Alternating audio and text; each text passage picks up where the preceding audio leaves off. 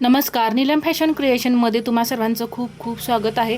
आजच्या व्हिडिओमध्ये आपण अस्तरची बाही कशी तयार करायची हे पाहणार आहे। त्याचबरोबर तुमची बाही एकाच बाजूची होत असेल तर त्याचासुद्धा प्रॉब्लेम दूर होईल।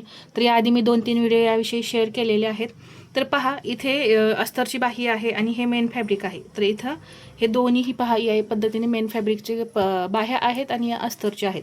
या पद्धतीने फ्रंट पार्टचा जो गोल असतो तो आपण अशा पद्धतीने मार्किंग करून घ्यायचा, जेणेकरून परत तुम्हाला कन्फ्युजन नको। नाहीतर एखादा इथे नॉच जरी लावून घेतला तरी सुद्धा चालेल। आता यातली मी ही जी एक बाही आहे ती काय करणार आहे अशी उचलून ठेवणार आहे। तर हा जो वरचा भाग आहे जो बाहीचा तो वरच असा ठेवायचा पहा, म्हणजे जशी आहे तशी उचलून ठेवायची, म्हणजे अशी उलटी वगैरे करून उचलून नाही ठेवायची। तर आहे असा हा भाग मी घेतला बाहीचा वरचा आणि पहा अशा पद्धतीने ठेवला, म्हणजे हा वरच आला पाहिजे। त्याच्यावरती हे तिन्ही म्हणजे आपली मेन फॅब्रिकच्या दोन आणि ही वरची अस्तरची ती आहे अशी यावरती ठेवायची आणि यातून ह्या बाह्या ज्या आहेत परत आपण सेपरेट करून घ्यायच्या। ही मेन फॅब्रिक आणि अस्तरची एक बाही बाजूला केली। आता ही स्टिच करायची। तर बरोबर अगदी पहा इथे मी काटोकाट अशी ही ठेवून घेणार आहे आणि अर्धा इंच मार्जिन इथं आपण जे घेतो स्टिच करण्यासाठी ते आपण इथं घेऊन जी बाही आहे ती स्टिच करणार आहे। तर चला आपण इथं स्टिच करूया।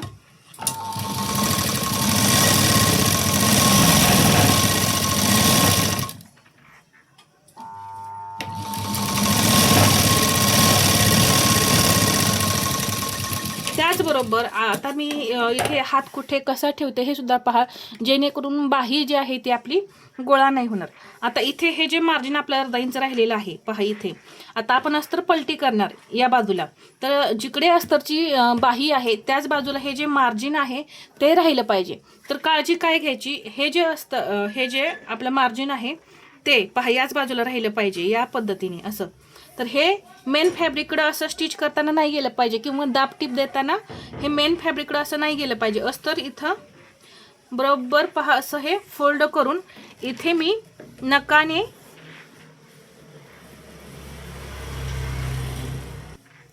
इथं मी असं प्रेस करून घेतलं। अजून एकदा चेक करायचं पहा, नकाने प्रेस केलं की परत आपण यावरती जेव्हा दाब शिलाई देऊ तेव्हा ते कापड जे आहे ते हलत नाही।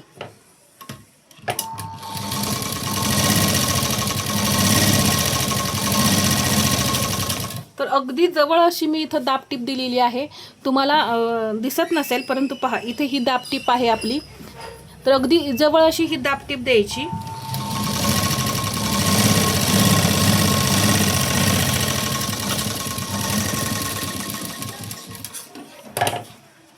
पहा किती जवळ अशी मी ही दाब टीप दिलेली आहे। आता ही बाही जी आहे अस्तरची आता सहज अशी आतमध्ये फोल्ड होणार आहे, म्हणजे अगदी इझी अशी ही बाही आपली अशी फोल्ड होते। आता इथे तुम्हाला जर शिलाई द्यायची असेल तर द्या, किंवा नसेल कोणाला कधी कधी आवडत द्यायला शिलाई तर नाही दिली तरी काही प्रॉब्लेम नाही, डायरेक्ट तुम्ही इथून शिलाई दिली तरी पूर्ण चालते। तर इथं आपण एक कडेला शिलाई देऊन घेऊया। आता त्यासाठी सुद्धा असं थोडंसं नकाने प्रेस करा।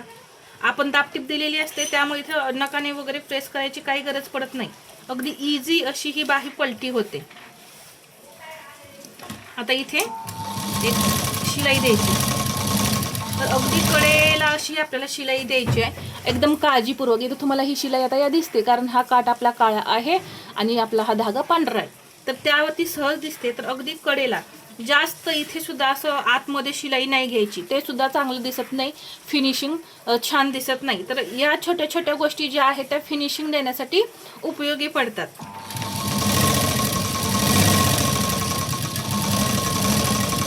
अगदी कडेला घ्यायची शिलाई, आतमध्ये जास्त नाही घ्यायची।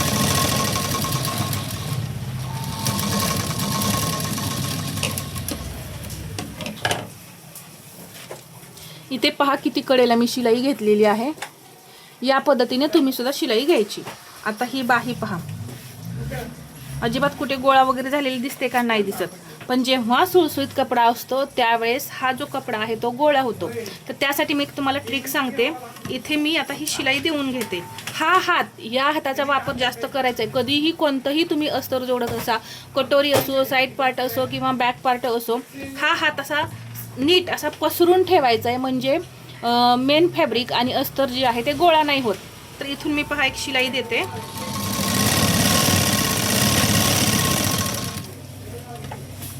आणि जेव्हा सुळसुळीत कपडा असेल ना त्यावेळेस सुद्धा पहा असं हात पसरवून घ्यायचा यावरती, अशा पद्धतीने. हा हात जो आहे तो असा पसरवून, म्हणजे आता ओढून घ्यायचा कपडा, हा हात इथं ठेवायचा. आधी हे ओढून घ्यायचं, मग हा हात इथं ठेवायचा आणि अशी शिलाई द्यायची. परत हा कपडा असा ओढून घ्यायचा, हा हात इथं ठेवायचा आणि हा हात इथे ठेवून पहा अशा पद्धतीने एकदम कडेला शिलाई द्यायची. आता इथे असं पहा.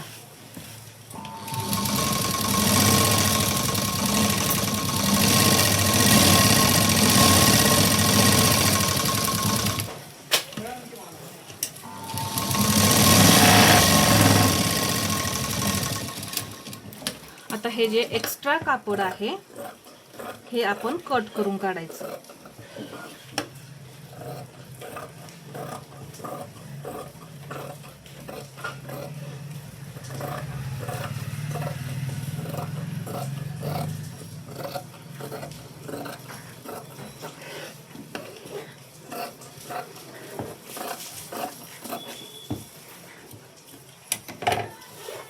कट करून काढल्यानंतर ही बाही अशी ठेवायची, इथे एकमेकावरती ठेवायची. पहा अशी पसरवून घ्यायची. आता यातला कोणता एक भाग जो आहे कमी जास्त झालाय का हे आत्ताच पाहायचं. फिटिंग करताना सुद्धा चेक करायचं आहे, पण आत्ता सुद्धा चेक केलं तर परत फिटिंगच्या वेळेस तुम्हाला नाही प्रॉब्लेम येणार. आता इथे पहा थोडा असा हा भाग एक्स्ट्रा झालाय, तर तो मी असा कट करून काढला. तर किती फिनिशिंग सहित आपली ही बाही तयार झाली पहा. तर याच पद्धतीने मी दुसरी सुद्धा बाही जी आहे ती तयार करते. आता ही बाही मी घेतली, आता ही तयार करून घेते, मग तुम्हाला सांगते. आपण अस्तर जेव्हा ठेवली, म्हणजे पहा आधी मेन फॅब्रिक घेतलं होतं, त्यावरती आपण अस्तरची बाही ठेवली होती. जी वरची एक बाही उचलली त्यामुळे काय होतं, उचलून आपण खाली ठेवल्यामुळे काय होतं, तुमचा हा जो पुढचा भाग आहे तो एक पाठीमागे आणि एक पुढे असा नाही होत, किंवा जो पाठीमागचा भाग आहे एक पुढे आणि एक पाठीमागे असा होत नाही. तर हे विरुद्ध दिशेला झालं पाहिजे. त्यामुळे म्हणजे जी आपण सुरुवातीला ट्रिक वापरली त्यामुळेच ही हा जो भाग आहे तो आपला जो एकाच बाजूला असा होत नाही. हे विरुद्ध दिशेला झालं पाहिजे बाही तयार केल्यानंतर. तर एक बाजू समजा या बाजूला आहे फ्रंट पार्टची, तर एक बाजू या बाजूला झाली पाहिजे. तर ती कशी होते हे मी तुम्हाला सांगते. आता या इथे पहा ही दुसरी बाही सुद्धा मी तयार केली. याचा खोल खड्डा कुठे आहे, या बाजूला. आणि ही पहिली बाही जी आपण तयार केलेली होती याचा खड्डा कुठे आहे, या बाजूला. पहा इथे मार्किंग केलेलं तुम्हाला दिसत असेल. तर ही ट्रिक वापरल्यामुळे, जी आपण अस्तरची बाही ठेवताना जी ट्रिक वापरली ती ट्रिक वापरल्यामुळे आपली बाही जी आहे ती एकाच बाजूची. आता एकाच बाजूची म्हणजे काय, हे दोन्ही पार्ट, आता हा फ्रंट पार्टचा आपला हा भाग आहे आणि इकडे हा फ्रंट पार्टचा भाग आहे. तर दोन्ही बाह्यांचे हे फ्रंट पार्ट असे एकाच बाजूला झाले की आपली बाही चुकली आहे, किंवा दोन्ही हे जे भाग आहेत हे पाठीमागचे तयार झाले की आपली बाही चुकलेली आहे शिवताना, हे लक्षात घ्यायचं. किंवा हे दोन्ही भाग असे पहा, या बाहीचा इकडे आणि या बाहीचा इकडे तयार झाला म्हणजे आपली बाही जी आहे ती परफेक्ट तयार झाली आहे अशी समजायचं. तर हे जे रोज आपले ब्लाऊज शिवतात त्यांना काही प्रॉब्लेम येत नाही, परंतु जे नवीन शिकणारे असतात त्यांना प्रॉब्लेम येतात. तर त्यांच्यासाठी हा खास व्हिडिओ आहे. तर हा व्हिडिओ आवडला असेल तर लाईक करा, शेअर करा आणि असेच नवनवीन व्हिडिओ पाहण्यासाठी आपल्या चॅनलला सबस्क्राईब करायला विसरू नका. धन्यवाद.